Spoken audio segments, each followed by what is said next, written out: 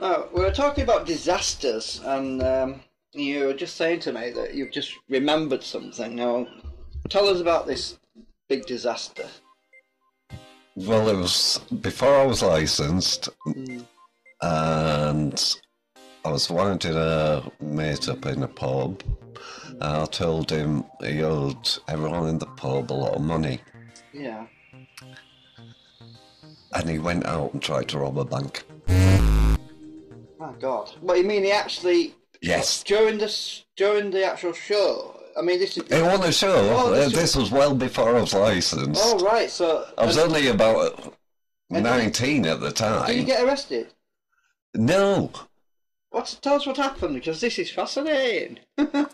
Well, basically, once you've hypnotised someone, once they leave the environment,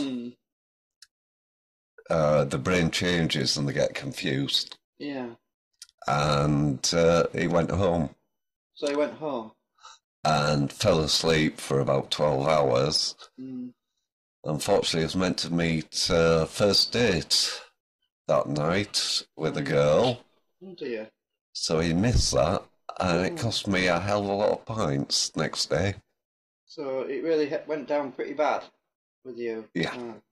But that was well before I was licensed. So, yes, and you learnt your lesson, obviously. Yes. That's when you realised that you needed to put some kind of safety nets around. And, yeah.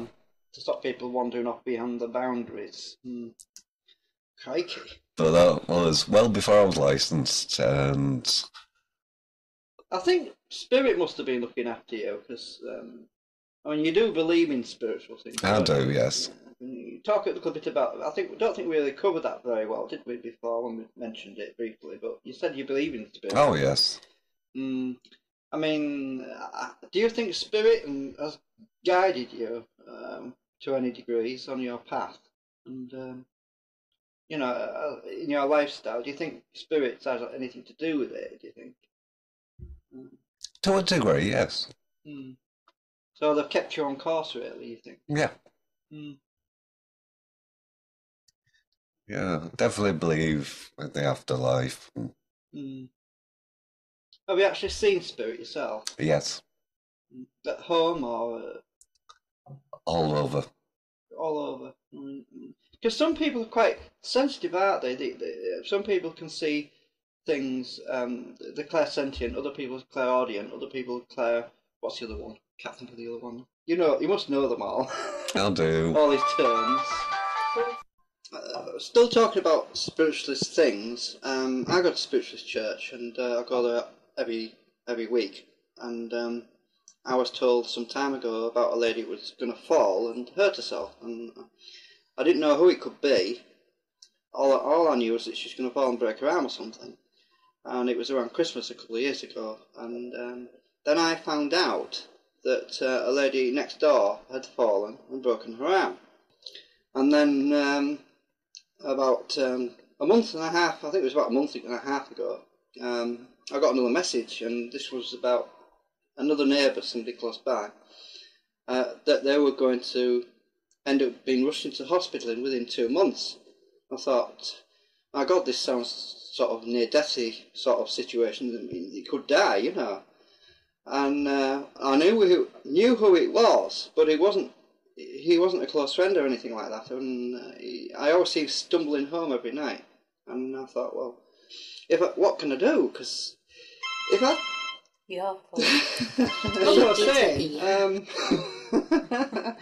The telephone's ringing, we get disturbed. As I was saying, I thought, my God, what can I do?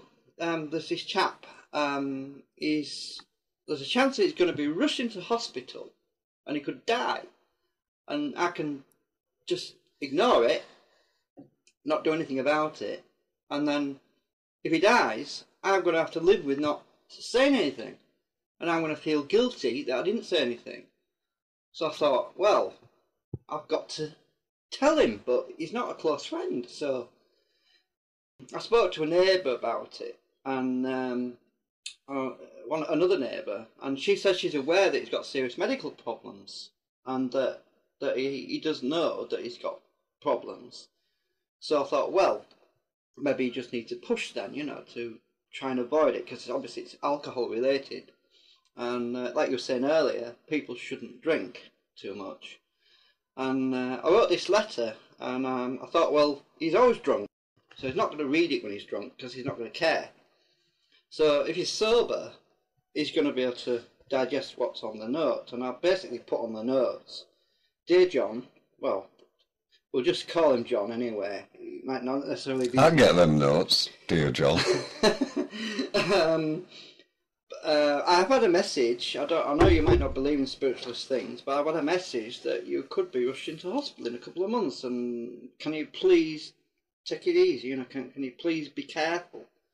Because I just feel that you know, the alcohol's not doing you any good. And basically that was it. And I even signed it. And I've seen him since in the street, and he's not being aggressive or malicious in any way. So he obviously knows he's got problems. And I haven't seen him staggering home lately, so that's a good sign. In fact, I haven't seen him much about at all. So I'm just saying. So really, spiritualist things, you do believe that they really can help people? Because in my experience, I've seen the benefits. I've actually seen that yes, spiritualism can help people from going down a really dark avenue and not coming out. So you believe it can? Yeah, I do. Yes. I mean, we haven't talked... Obviously, there's some things in spiritualism which are dangerous, aren't they? I mean, let's talk about Ouija boards, for example. They shouldn't be dabbled with, should they? That mainly comes out of false memory. Does it? Yeah, I don't believe it comes from spirits. I believe that is someone's mind working, and you don't want to play with them because you always get a negative answer out of them. So it's some kind of subconscious thing. Yes, it's like, that's it. You've got it. Monsters from the id, is that it? Yeah. So all your greatest fears. That's it. You've got it. You. Right. So anybody that's dabbling with Ouija boards, be careful, or don't even think that. Don't mess with it. Yeah. That's what we would say. Yes.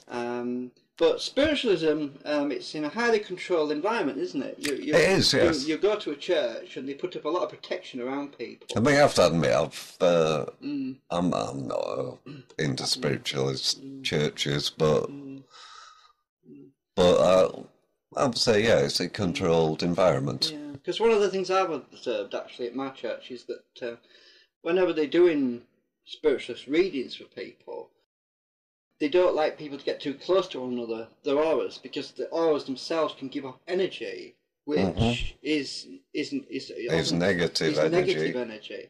So they will often stand back. What they used to call psychic vampires, that's what they used to call them. Honestly, you suck out the energy. Oh, right. Well, John, we've had a very interesting chat today, and I'll like you to tell us what you normally tell people at the end of your shows when you're doing your hypnosis shows. You have a little saying that you always say. What is it you normally do? Well, I never ask for applause, but I ask for applause for the people that are on stage because it's them that make the show. Yeah. Well, that sounds... It's not me, it's them. If I didn't have them, I'm just behind it all. And that's the way it works. Well, that sounds very noble of you, and it makes sense, actually. It's true, that, isn't it? Well, yeah, if I didn't have them, I know. I wouldn't have a show. So, yeah, that's about it.